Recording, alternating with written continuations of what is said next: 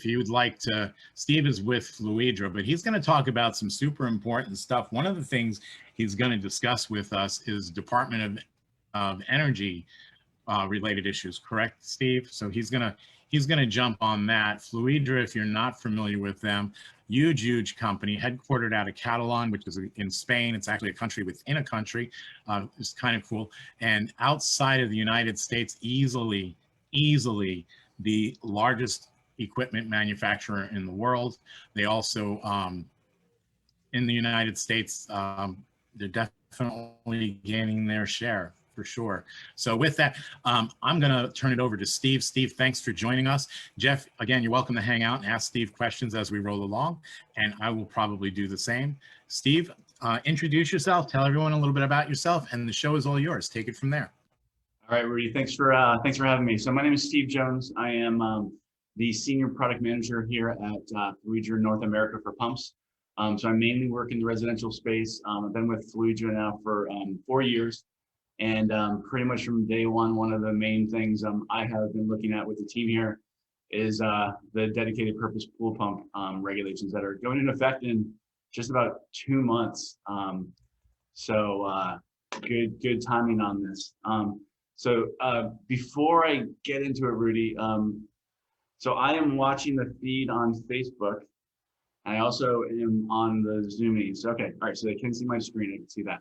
Yeah, if you just want to focus on the one on the screen, what I'll do, the presentation you have, I'm going to monitor the feed on Facebook. So if anybody asks questions, and I can tell you they've been quiet today, but I can see there's a lot of folks watching. But if anybody asks questions, I will come in and I will make sure that you get that question so you have the opportunity to answer it. And again, just a reminder for everybody out there, this is being broadcast across 14 plus groups in the pool industry and aquatics and parks. So if you do have a question, the only way I'm going to see it so I can get it to Steve is if you go to the Pool Operator Talk News page on Facebook. That's the link at the top of what you're watching. Go there, ask the question there in the comments, and then I will be able to get them directly to Steve.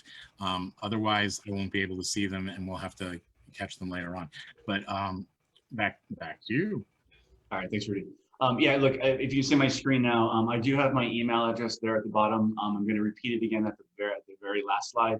So if people have questions that they don't make it into this discussion, they can feel free to email me. Depending on how many people are sending me emails, I may or may not get back to you in a timely manner, but I will do my best. So look, here's my agenda today.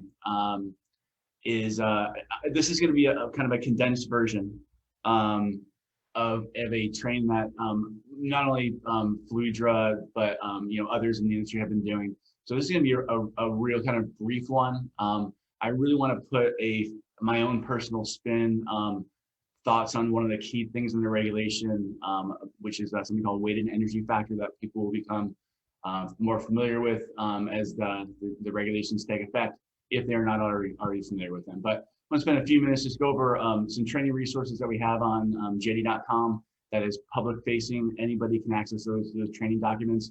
So that's also part of the reason why I'm going to do an abbreviated version here, because there's a lot of resources online that people can access.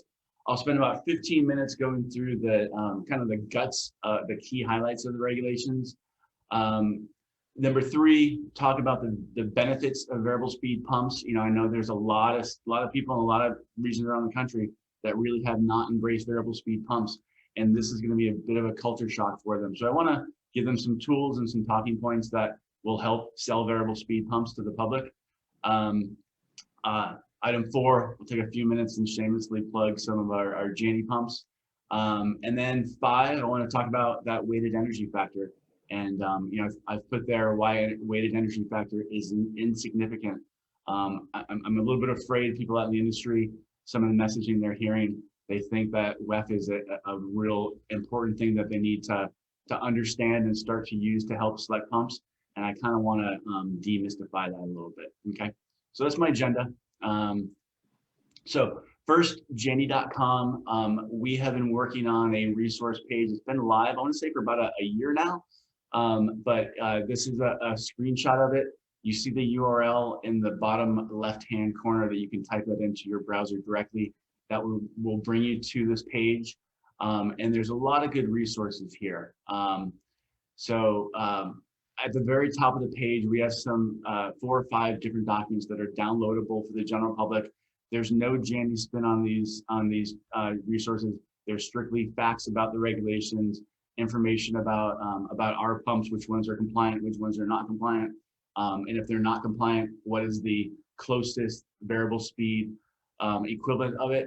A document about benefits of variable speed pumps. So again, for those people out there that are not used to selling variable speed, don't even know how to approach it with a homeowner, great tool just for talking points. Okay. There's also, if you scroll further down on this page, there are recorded webinars of previous trainings that we have done. So people can, if you need to train your staff, you can go on this website and you can watch those pre-recorded webinars from the past year or so that we've been doing these trainings. Okay. All right. So getting into the guts of the regulations. First, I want to kind of set the stage here. This slide is basically showing 3 different buckets of groups of people. So I've got the 2 extremes showing at both ends. And I will start off by saying that I doubt that anybody out there is strictly in any one of these 3 buckets. There's probably some crossovers, but I'm just from going around the country and seeing different regions. I know some regions are more to the left, where they're going to be mainly unaffected.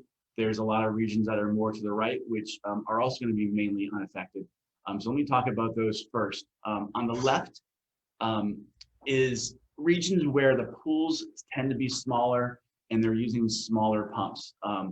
And by smaller pumps, I mean like 1 horsepower single speed pumps or less. The regulations that are going to go into effect are mainly going to unaffect those pumps, and those will still be available. Okay, so if that group number 1 fits you, you're going to have some minor adjustments to make, but no significant ones.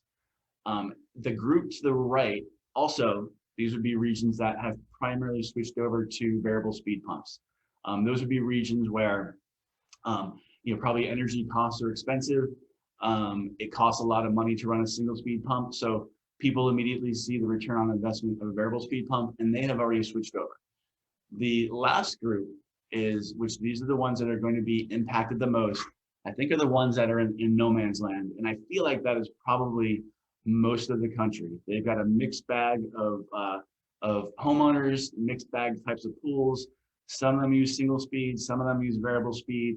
The single speed pumps that they use are 1.5 horsepower and up, as those are the ones that are mainly going to be going away. So if you're in that middle group, then this training is probably most important to you.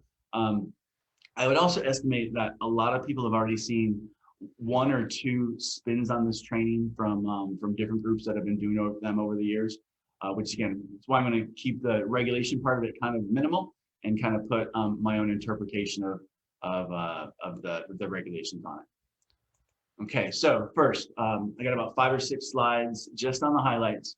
You will see the term I've used here, dedicated purpose pool pump regulations, abbreviated as DP3. That is what the regulators have called the regulations. So you'll see DP3 listed throughout this document fairly regularly. It feels like in the industry over the last year, most pool professionals out there have started to call this the Department of Energy regulations. So I'll use those terms interchangeably as we go through here. Okay. So first, I want to demystify what the regulations do. Okay.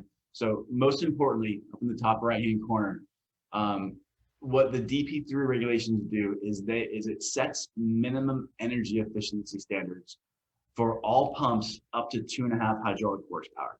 Okay, so the key phrase there is minimum energy efficiency standards. It means that all pumps starting on July 19th that are manufactured or imported into the US need to meet certain minimum energy efficiency requirements. Okay, so don't get too bogged down on this 2.5 hydraulic horsepower. It is roughly up to about 5 horsepower on the motor side. I'll talk about hydraulic horsepower, I believe, on the next slide, so I kind of interpret it for you a little bit more. Here is the part that people are getting confused on, is down in the lower right. A lot of people in the industry believe that the new regulations require that all pumps now have to become variable speed pumps.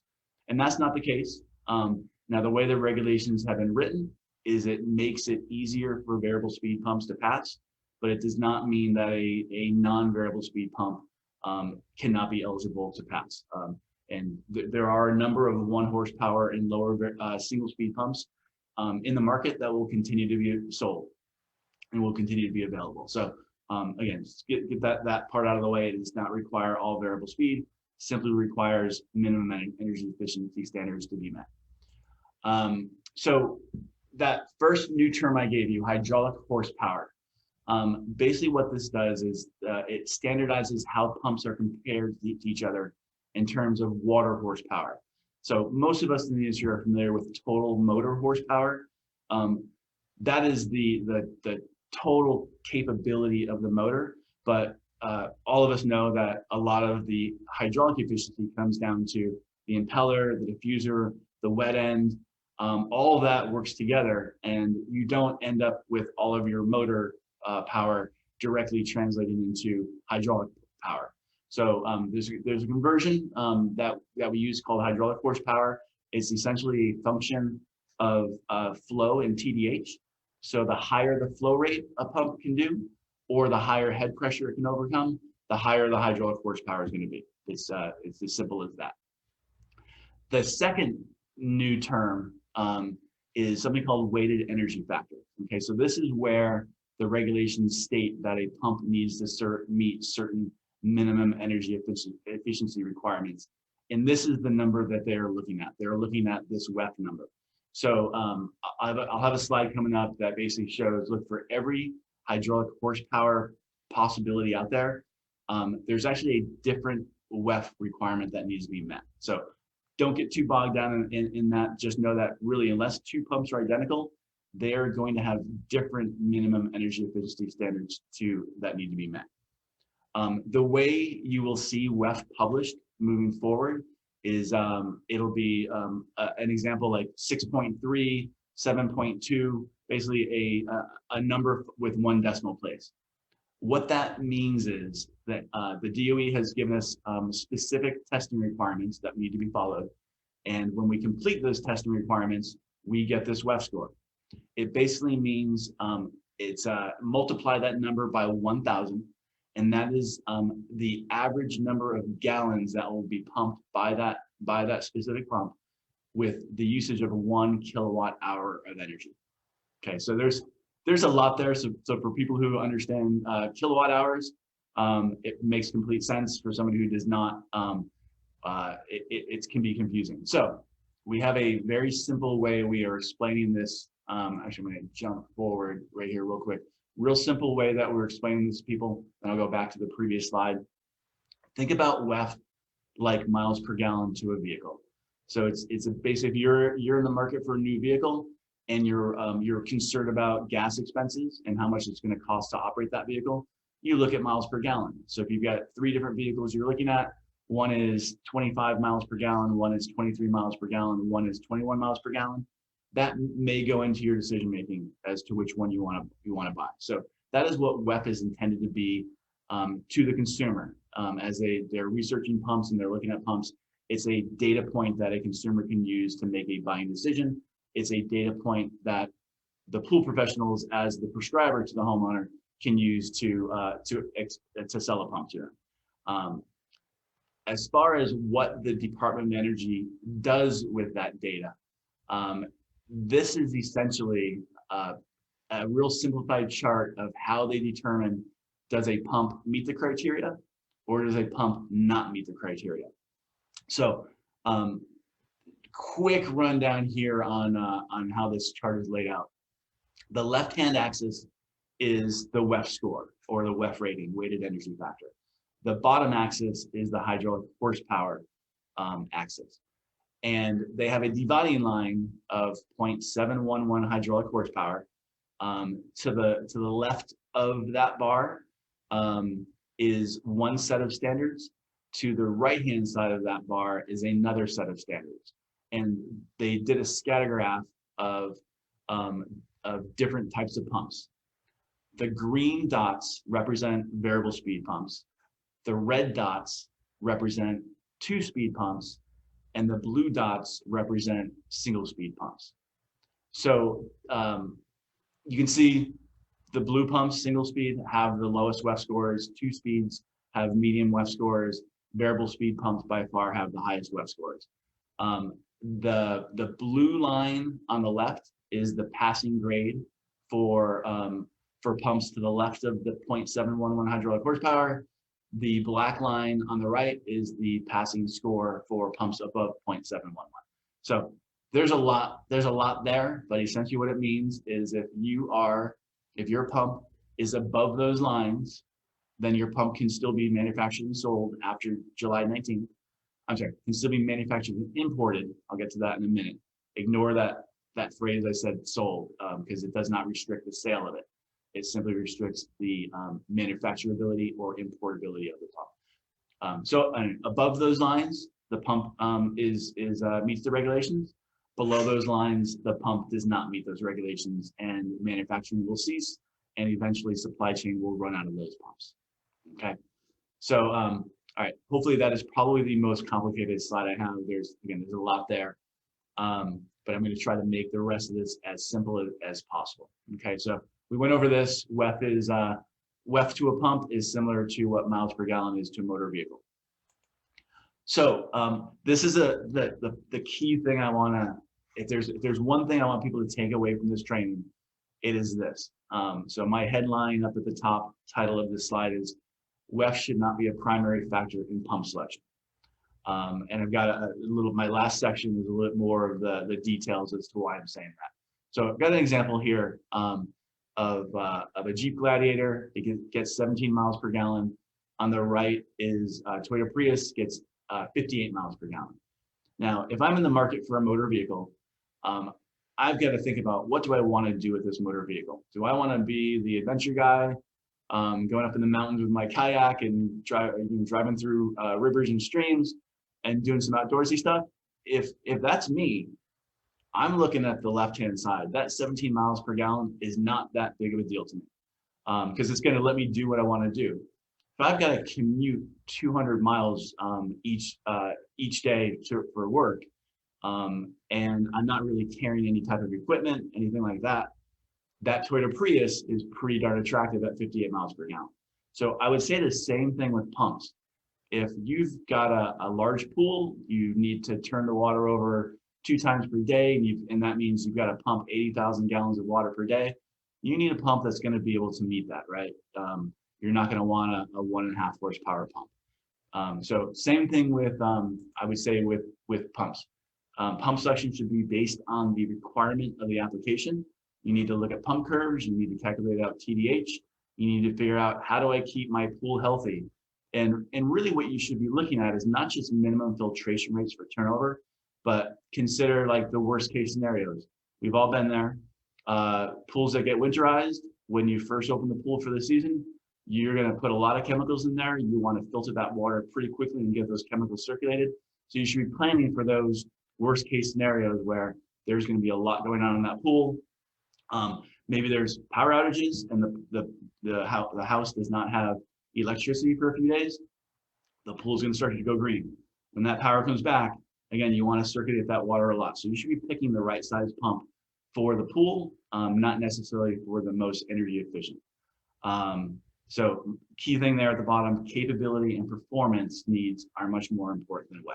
And I'll demonstrate that with money at the end here. Okay. So bottom line, impact of the industry. I didn't cover this at all, but hopefully this makes sense.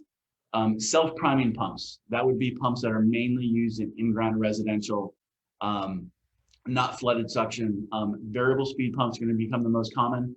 There are going to be some smaller 1 horsepower single speed pumps that still remain. But if you were using single speed pumps, 1.5 horsepower and above, you're going to have to really get on board with variable speed pumps. If you are in the above ground market, where they mainly use non-self-priming pumps, which are normally installed on flooded suction, The DOE did not regulate those as seriously as the self-priming pumps. So in the above ground market, the pumps used still need to meet the minimum requirements, but the standards are lower. So a lot of those 1.5 horsepower and lower, which is the meat of the market in above ground, those pumps are still going to be compliant. Okay, and then the last group there is pressure cleaner booster pumps.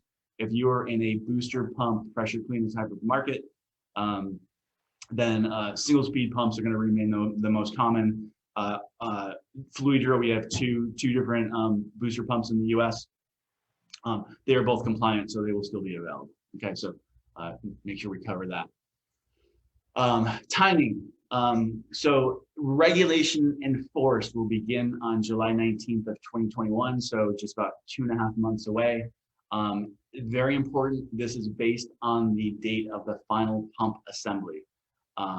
So if you're out there and you've got, if you're a high volume business and you've got pumps on your shelves, pumps in your warehouse, pumps on your employees' trucks for servicing, you don't need to return those products. If you have it in your possession, you can continue to sell that and purge all of that inventory, all the way down to the manufacturer. So here in the US under the Janney brand, we have we have a warehouse full of pumps that are today compliant because the regulations aren't in effect. We technically can import and or manufacture pumps all the way up until midnight on July 18th. Now we're not going to be doing that. We're going to be stopping production here in the next couple of months, but anything that we have in our possession that was legally built before that date, we can continue to sell that as well. Okay, so if anybody's out there thinking, well, is there like a grandfather clause? Does that mean I need to go out to my pools and rip stuff out and put new stuff in? The answer is no. If it's in supply chain, it can go through. Now, I expect at some point, probably towards the end of the summer, maybe into Q4 of this year, eventually everyone's going to run out of the stuff that is now non-compliant, and and then the regulations will, for the most part, practically be fully in effect. Okay, so Rudy, let me pause real quick. Any questions come through on that? Because I'm going to segment into the selling variable speed pumps. I haven't had any come through at this point, so you're okay to keep rolling forward. Okay, so for those of you who are not used to selling variable speed pumps, just give a quick walkthrough on the main benefits to the consumer that a lot of people don't realize how significant of a benefit it is, and that is the lower electrical costs. Okay, so pool pumps are for homes that have pools. The pool pump is typically the second highest expense in the home, with the exception of HVAC. So heating, ventilation, and air conditioning is typically number one. The pool pump is typically number two. So there is a lot of money to be saved for a homeowner by switching over to variable speed. Now, with that said, you can't just put in a variable speed pump and run it at 3450 RPM. The idea is you put in a variable speed pump and you run it at lower speeds. To give a real simple example of, and this is not exact, but this is generally accepted, there's something called pump affinity law, which is what happens when you decrease pump speed in relation to flow, TDH, and energy consumption. So if you go from 3450 RPM to 1725 RPM, you cut your speed in half. Affinity law says that your flow rate will also go down by half. Your TDH in the system will also go down by half, so there's less resistance. Now, the payoff of that lower resistance is you're consuming 1/8 of the energy at 1725 than what you were at 3450. So you basically have about an 85% savings by cutting your flow rate in half. So true, to get the same turnover rate, you probably need to run your pump longer. But the key thing there is when you're running that pump at lower speed, you're saving a ton of energy, ton of expenses for the homeowner. You're continuing to circulate those chemicals. You're continuing to filter the water. So even at the slower speeds, running it for a couple of extra hours per day, you still get, for the most part, the same filtration rates in the pool. So the water is just as safe.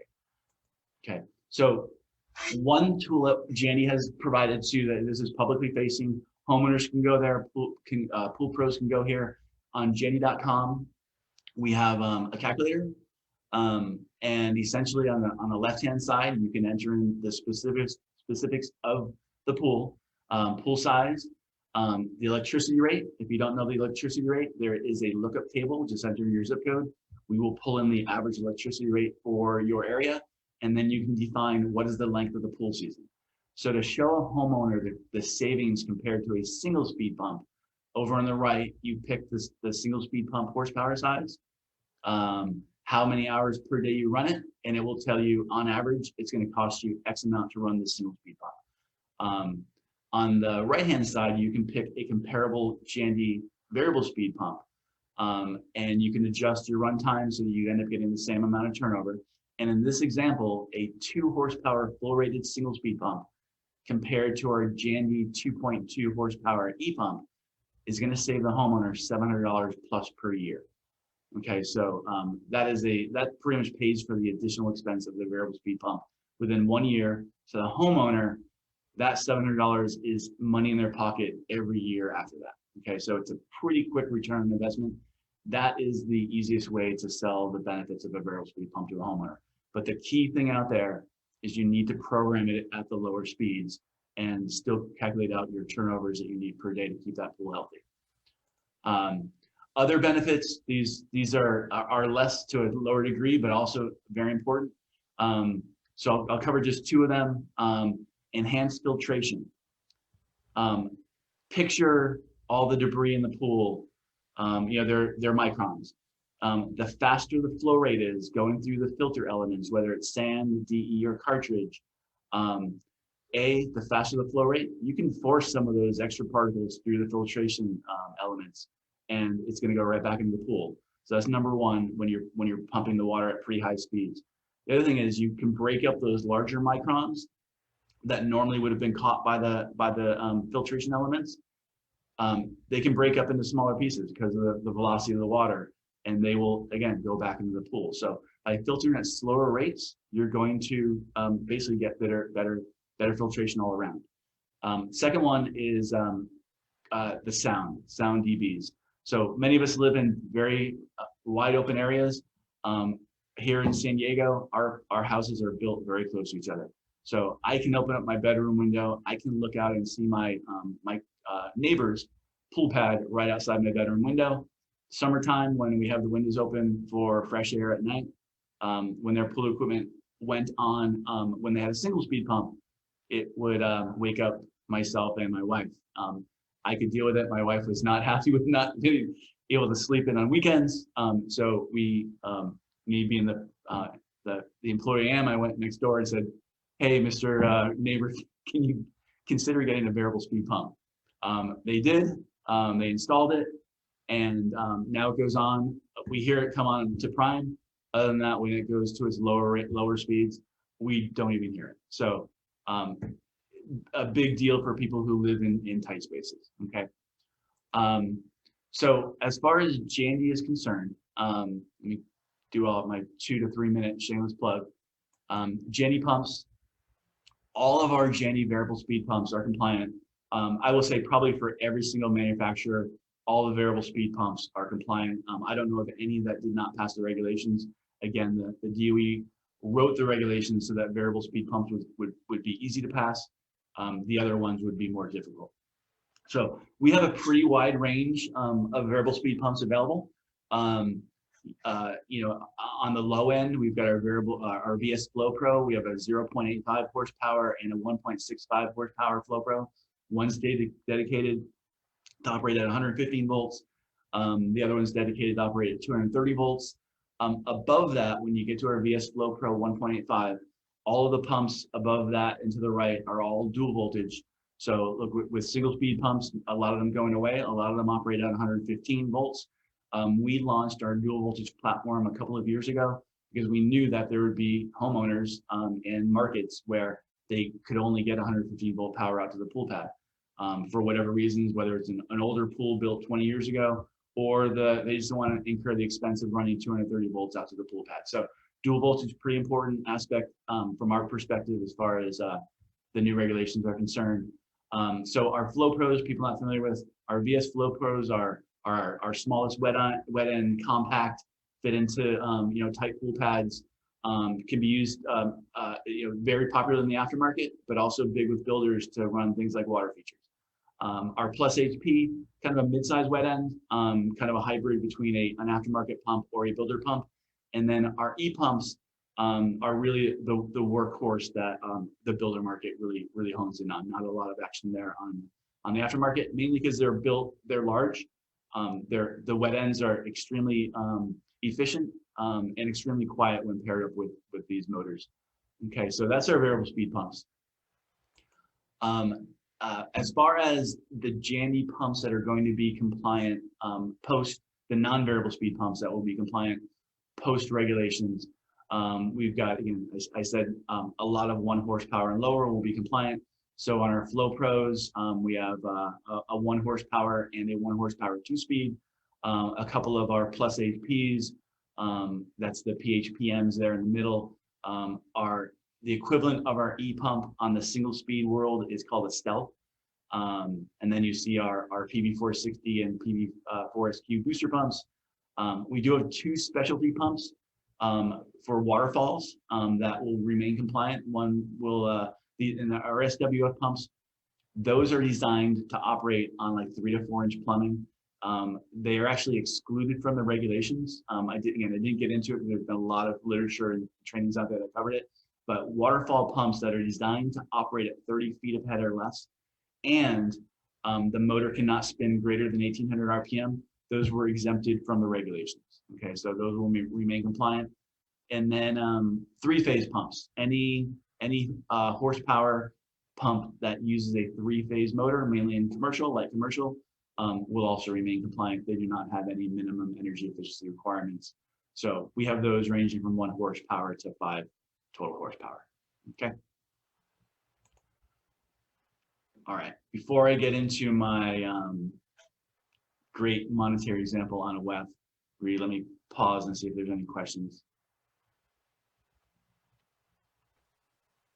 Not a question, but I wasn't sure if you were aware of this or not, but back in 2000, people walking as far as energy consumption and distance that they travel. And their studies were based off a 125-pound person in both cases, so identical. And what they found was a 125 person who runs 30 minutes at a pace of 6 miles per hour burns 300 calories. So that's a distance of 3 miles burning 300 calories. If that same person power walked 4 miles an hour for an hour straight, they would have traveled 4 miles, and it would have taken them longer, but they would only burn 270 calories. So by slowing down the pace, the human burned less calories and traveled a further distance than at the quicker speed, which directly relates to when we're talking about the laws of affinity regarding hydraulics. And it's an interesting way to, it's a decent analogy, because I think, I don't know, a lot of folks can relate to running and walking and calories and that type of thing. So anyway, I can send that to you if you wanted to see it. I just thought it was an interesting study, and it seemed like a good time to bring it up. So. No, that's amazing. Yeah. So there's a lot to be said about slowing down and take it easy. What's the tortoise versus the hare?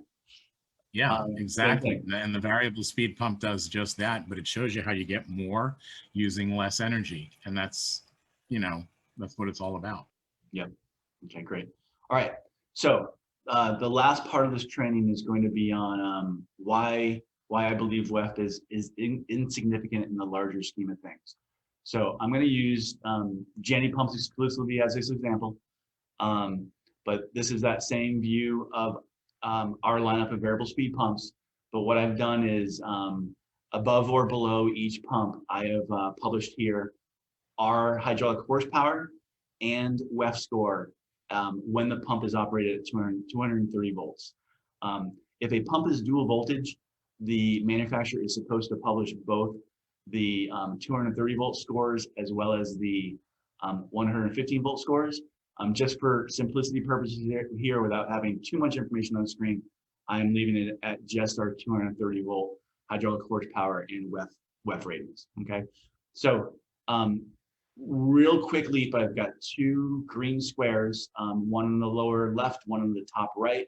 So you take our entry level lower horsepower VS Flow Pro 1.65 running at 230 volts, has a hydraulic horsepower of 0.98, a WEF score of 9.1.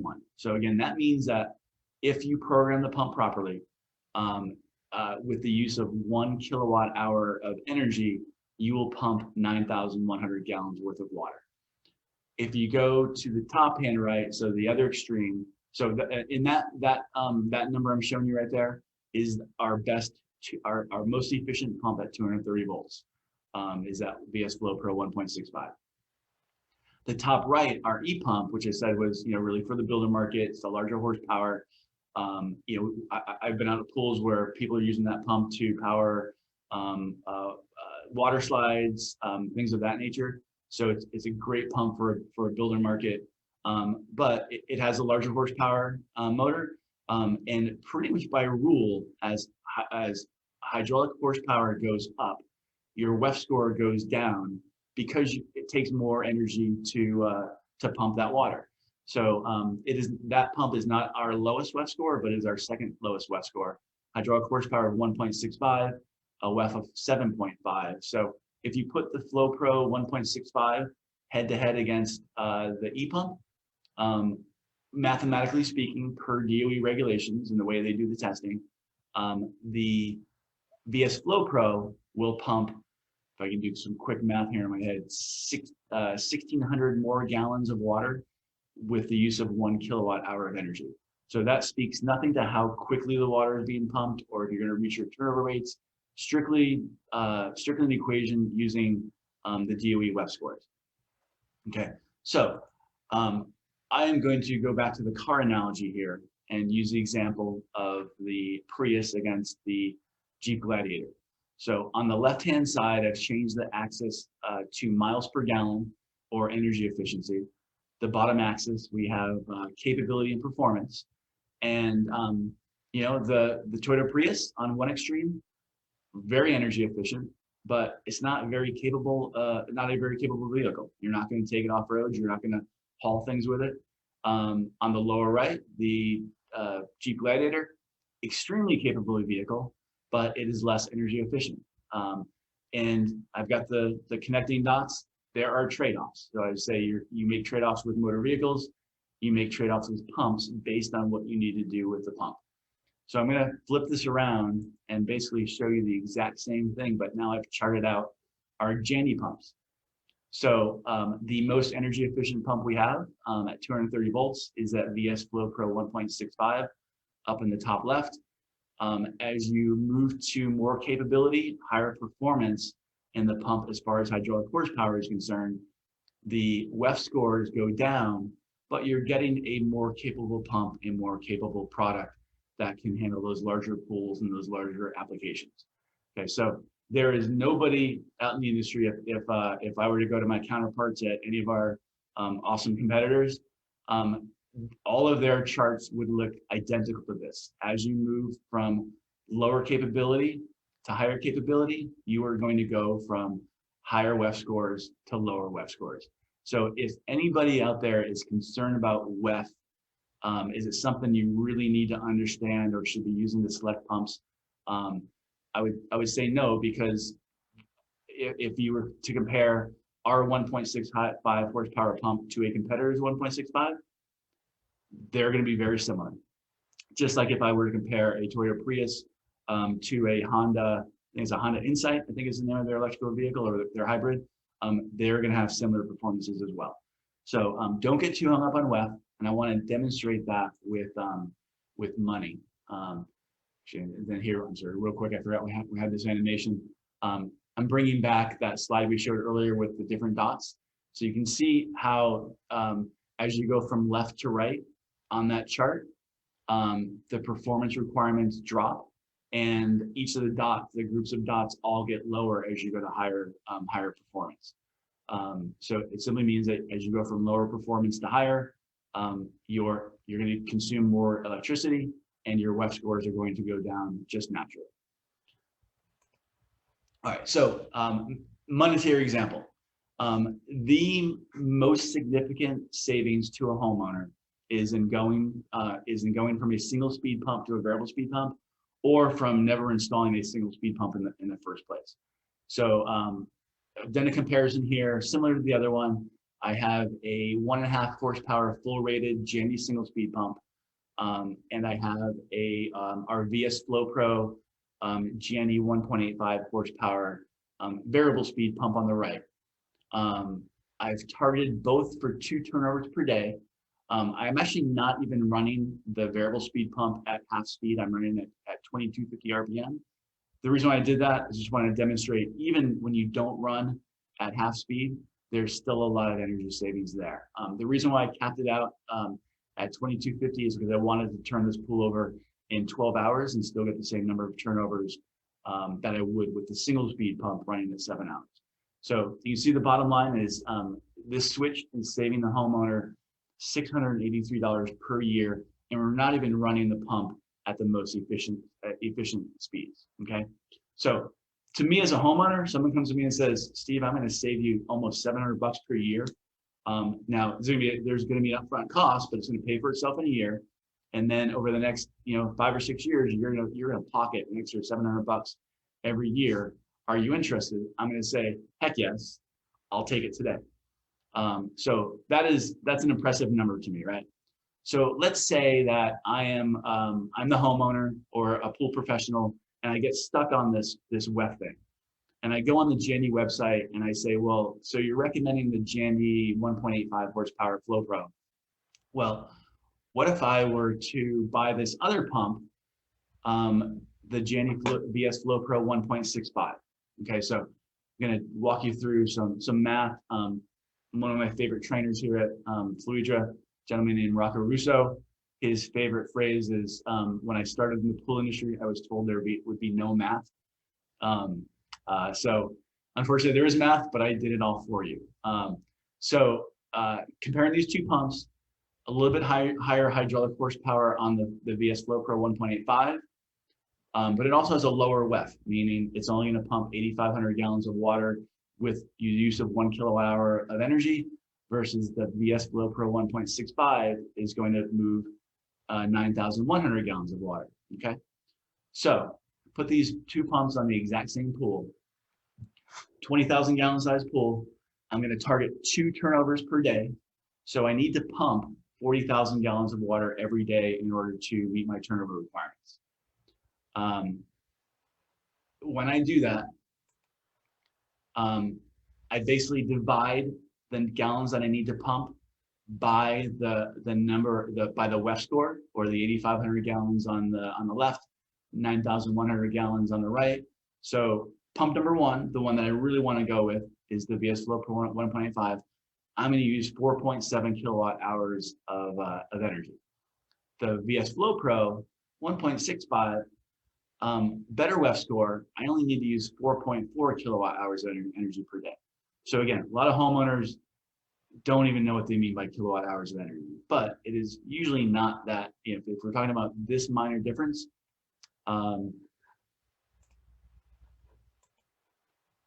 let's say that we have a cost per kilowatt hour of 20 cents. I believe the national average is about 17, 18 cents. I know places like Texas, Georgia, 20 cents is a ridiculous amount to them. People in California, 20 cents is cheap. So I think in my neighborhood, I pay an average of, I think, 28 cents based on the different tiers that we're in.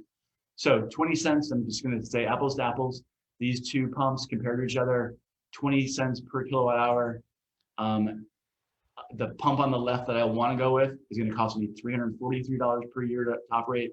The pump on the right will cost me $320. The savings per year is $22. In this case, I feel like, you know what, that's $1.50, $2 per month that I'm going to save.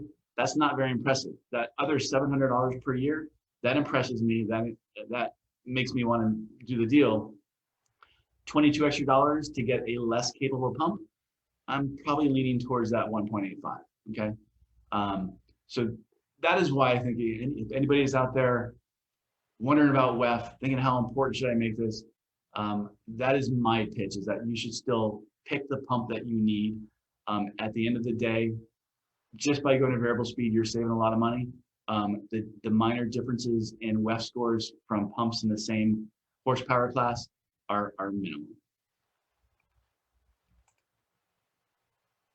All right, and that wraps us up.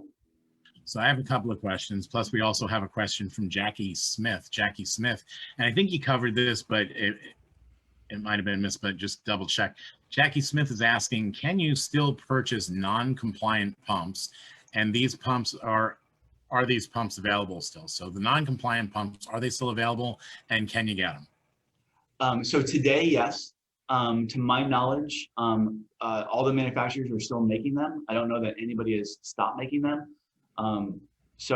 Anything in our warehouses that we bring in before July 18th, we can still sell to distribution. Distribution can still sell it to retailers and pool professionals.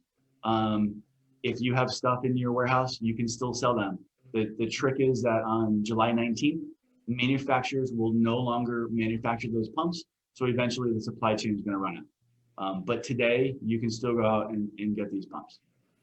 Another question I wanted to ask, and it's because it's relevant. It might be a hair off topic, but it is extremely relevant. How are you guys set up on stock? Good question. Maybe a little bit of a loaded question. Not really. Well, you know what? You're the only one who gets a chance to answer it right now because you're only manufacturer of. Yeah. Look, great question. I think everybody who is listening or watching in the pool industry knows what COVID did to demand. So a lot of times people building pools or even people maintaining their pools, their extra spending dollars can go to pools, it can go to RVs, it can go to a trip to Europe, it can go to a trip to Disneyland. Well, with people who stopped traveling during the pandemic, they were like, well, what are we gonna do with our extra money? So a lot of people wanted to build pools.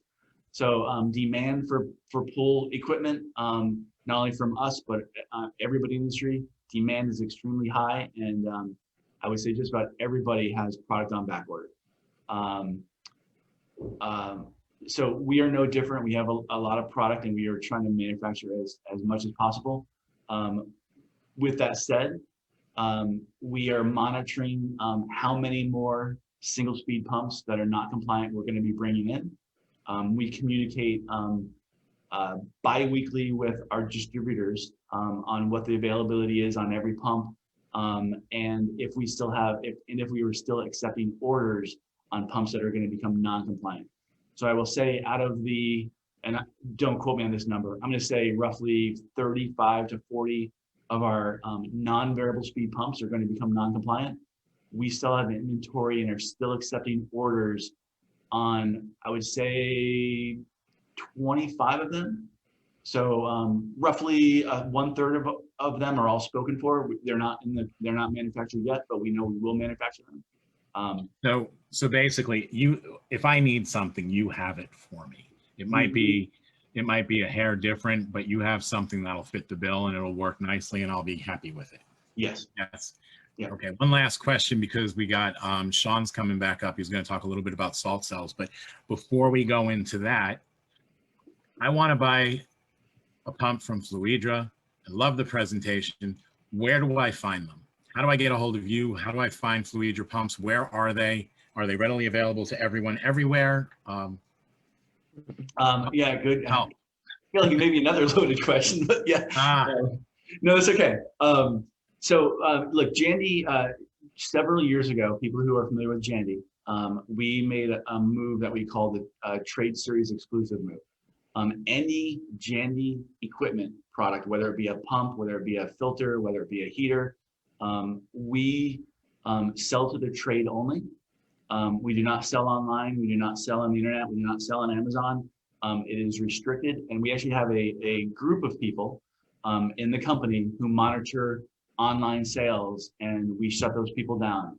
What we do is we find out who they're getting the product from, what distributor, and we cut the distributor off until they understand that we will not sell to them until they cut those people off. So the only way to get Jandy equipment is through a pool professional. So Jandy.com, we have what we call a dealer finder. You can go on Jandy.com, enter in your zip code. We'll give you a list of Jandy certified dealers in your area that you can contact and get Jandy equipment.